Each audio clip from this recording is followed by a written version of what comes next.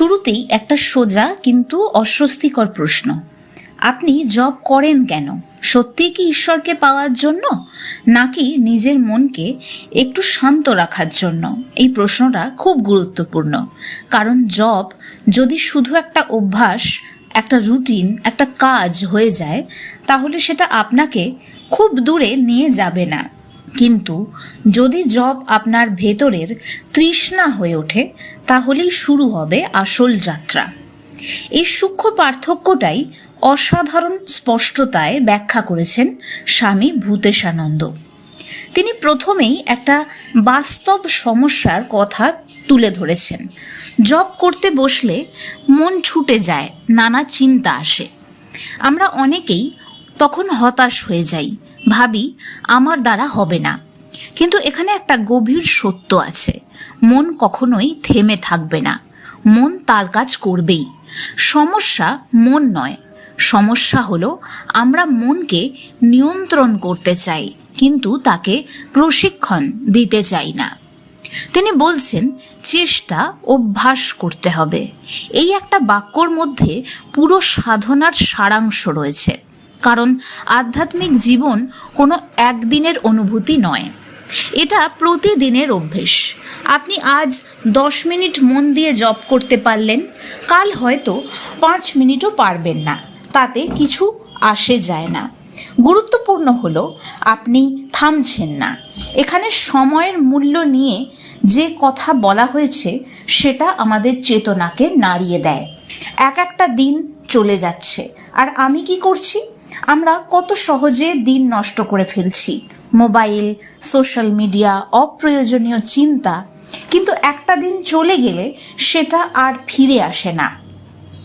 এই উপলব্ধিটাই যদি সত্যি হয়, তাহলে জব আর কাজ থাকবে না, এটা হয়ে উঠবে অগ্রাধিকার। এখন একটা খুব সূক্ষ্ম প্রশ্ন, সংখ্যা রেখে জব করব নাকি সংখ্যা ছাড়া? উত্তরে স্বামী ভূতেশানন্দজি বলছেন মানস জপ শ্রেষ্ঠ। অর্থাৎ যখন আপনার মন স্বাভাবিকভাবেই জপে ডুবে থাকে, তখন কোনো গণনার দরকার নেই।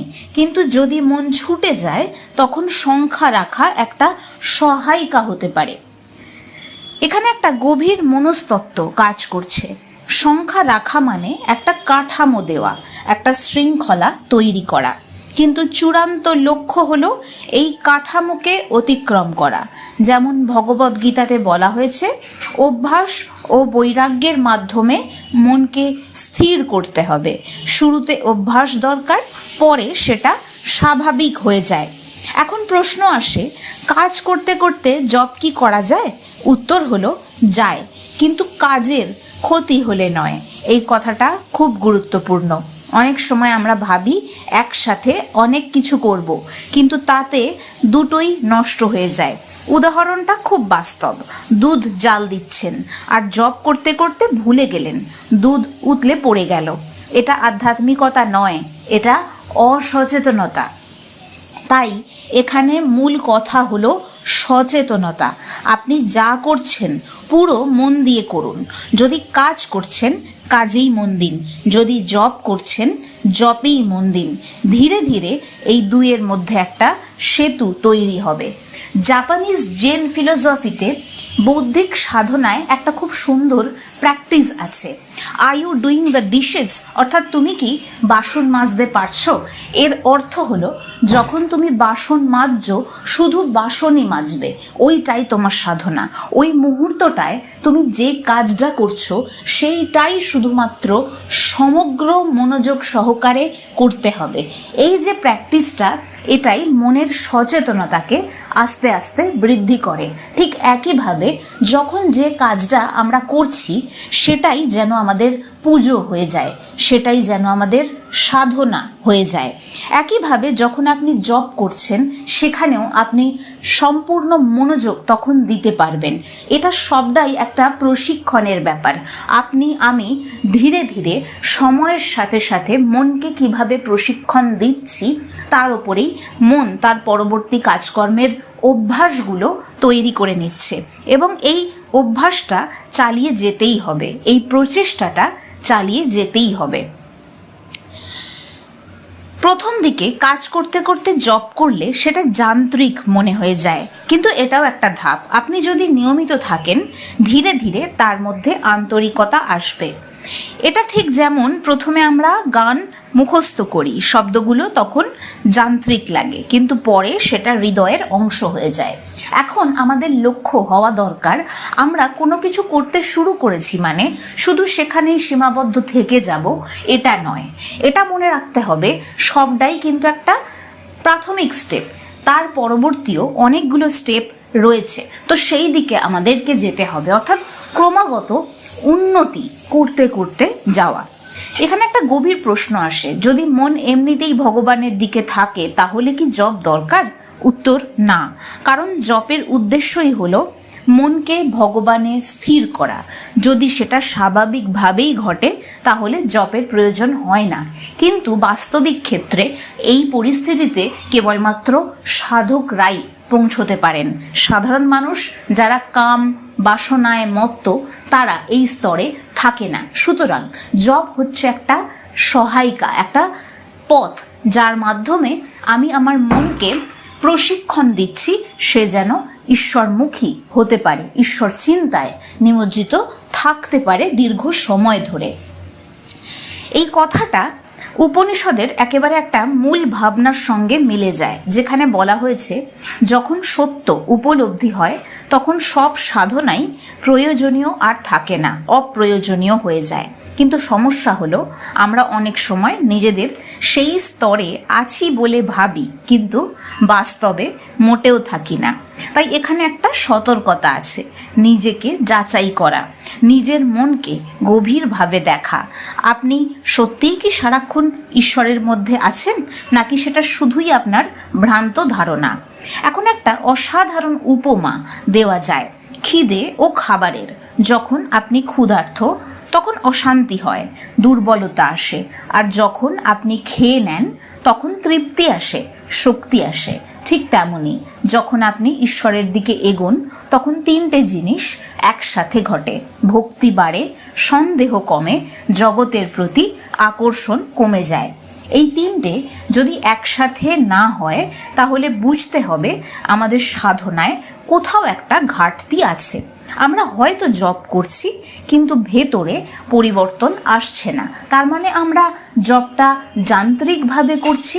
তারপরে আরও একটা বিষয়, একটা 24 ঘন্টা সম্পূর্ণ দিনের মধ্যে মাত্র 5 মিনিট জপ করছি, অর্থাৎ মন প্রশিক্ষণে রয়েছে মাত্র 5 মিনিট, বাকি সময় তো সে ছাড়াই রয়েছে, সে তো অবাধে ছুটছে।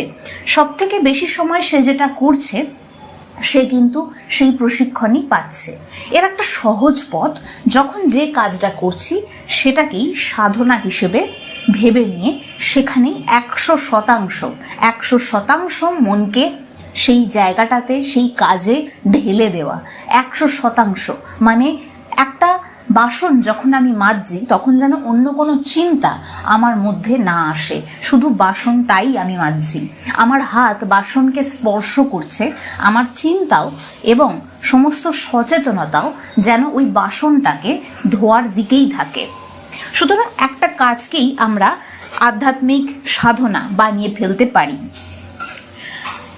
তখন দরকার হয় আন্তরিকতা, সততা, অর্থাৎ এই যে সচেতনতা আমরা বৃদ্ধি করতে চাইছি সেখানে আমাদের আন্তরিকতা দরকার পড়ছে আর সততার দরকার পড়ছে। ভেতরে পরিবর্তন আনতে গেলে এগুলো সবার আগে জরুরি। এখন একটা খুব গুরুত্বপূর্ণ প্রশ্ন, যে বেশি জপ করে সে কি বেশি কৃপা পায়? উত্তর হলো না। ঈশ্বরের কৃপা কোনো শর্তের উপরে নির্ভর করে না, এটা খুব বড় কথা। কারণ আমরা অনেক সময় ভাবি আমি এত জপ করছি তাই আমি কিছু পাওয়ার যোগ্য। এই ভাবটাই আসলে বিশাল বড় বাধা। কিন্তু এখানে একটা সূক্ষ্ম পার্থক্য আছে। জপের মাধ্যমে শক্তি পাওয়া যায়, অর্থাৎ আপনি মানসিক দৃঢ়তা, স্থিরতা, সহনশীলতা এই গুণগুলো অর্জন করতে পারেন। কিন্তু কৃপা সেটা সম্পূর্ণ অনুগ্রহ। এই ধারণাটা খুব সুন্দরভাবে ব্যাখ্যা করেছিলেন স্বামী বিবেকানন্দ। তিনি বলেছিলেন ঈশ্বরকে পাওয়া যায় না কোনো লেনদেনের মাধ্যমে, এটা তো কোনো ব্যবসা নয়। এখন শেষ প্রশ্ন, মন কিভাবে শুদ্ধ হবে? উত্তর খুব সরল, জপ, ধ্যান, সৎসঙ্গ, সদ্গ্রন্থ পাঠ। কিন্তু এই সরলতার মধ্যেই গভীরতা রয়েছে, কারণ আমরা অনেক সময় জটিল পথ খুঁজি, কিন্তু সত্যিকারের পথ সবসময় সহজই থাকে। আমরা সহজ হতে পারি না, দীর্ঘক্ষণ ধরে হয়ে থাকতে পারি না। জগতের এত মায়ায়, এত কনফ্লিক্ট, এত দ্বন্দ্ব, তার মধ্যে এই সহজ হওয়াটাই আসল জটিলতা। এই 4টে জিনিস যদি আপনি নিয়মিত করতে পারেন তাহলে আপনার জীবন বদলে যাবে। কিন্তু সমস্যা হলো আমরা ধারাবাহিক হতে পারি না। কয়েকদিন করি, তারপর ছেড়ে দিই, আবার শুরু করি, আবার থামি। অর্থাৎ এখানে একটা বড় বিষয় লুকিয়ে রয়েছে, সেটা হচ্ছে নিয়মানুবর্তিতা। আপনি কম করুন, প্রত্যেক দিন করুন, 5 মিনিট হলেও করুন, কিন্তু থামবেন না। প্রথমে ধারাবাহিকতাকে নিয়ে আসতে হবে, তারপর জপের সময়, সাধনার সময় বাড়াতে হবে এবং নিজের চিন্তাকে সচেতন করতে হবে। মনে রাখতে হবে আপনি সেই সচেতনতা, চৈতন্যটাই আপনি। শেষে একটা কথা, জপ কোনো শব্দের পুনরাবৃত্তি নয়, এটা একটা সম্পর্ক। আপনি যখন জপ করছেন তখন আপনি ঈশ্বরের সঙ্গে কথা বলছেন। এই অনুভূতিটা যদি সত্যি হয় তাহলে জপ কখনোই যান্ত্রিক থাকবে না। আজ যদি আপনি এই আলোচনা থেকে শুধু একটা জিনিস নেন, তা হলো অভ্যাস আর আন্তরিকতা, তাহলেই যথেষ্ট। কারণ এই দুটোই আপনাকে ধীরে ধীরে সেই জায়গায় নিয়ে যাবে যেখানে জপ আর করতে লাগবে না, জপ নিজে থেকেই হবে। কিছুদিন আগে একটি ভিডিওতে জপ কি, জপের প্রকারভেদ কি আমি আলোচনা করেছি। সেখানে আমি বলেছিলাম অজপা জপের কথা। এই নিয়মানুবর্তিতাই আস্তে আস্তে মানুষকে এই অজপা জপের দিকে নিয়ে যায়। এখন প্রশ্ন, আমি কি সত্যি বা আপনি কি সত্যি এই অভ্যাস গড়ে তুলতে পারবেন? এই গড়ে তোলা কি সম্ভব, নাকি শুধু অনুপ্রাণিত হয়ে থেমে যাবেন? যদি সত্যি এগোতে চান তাহলে আজ থেকেই শুরু করুন। একটা নির্দিষ্ট সময় প্রথমে ঠিক করুন, ছোট থেকেই শুরু করুন, শুধু নিয়মিত থাকুন। আর হাতে এই মুহূর্তে যে কাজটা রয়েছে সেটাই সচেতনভাবে করুন। যদি একটা বাসনও মাজেন, 100% মনোযোগ দিয়ে সেই বাসনটা মাজুন। আর যদি এই ধরনের গভীর আধ্যাত্মিক আলোচনা, বাস্তব জীবনে প্রয়োগযোগ্য জ্ঞান এবং সাধনার পথকে সহজভাবে বোঝার চেষ্টা আপনার ভালো লাগে, তাহলে অবশ্যই এই চ্যানেলটা সাবস্ক্রাইব করে দিন, ভিডিওটি লাইক করুন, কমেন্টে লিখে জানান আপনি প্রতিদিন কত মিনিট জপ করতে শুরু করেছেন। আপনার এই ছোট্ট প্রতিশ্রুতি হতে পারে আপনার জীবনের সবচেয়ে বড় পরিবর্তনের সূচনা। ভালো থাকবেন।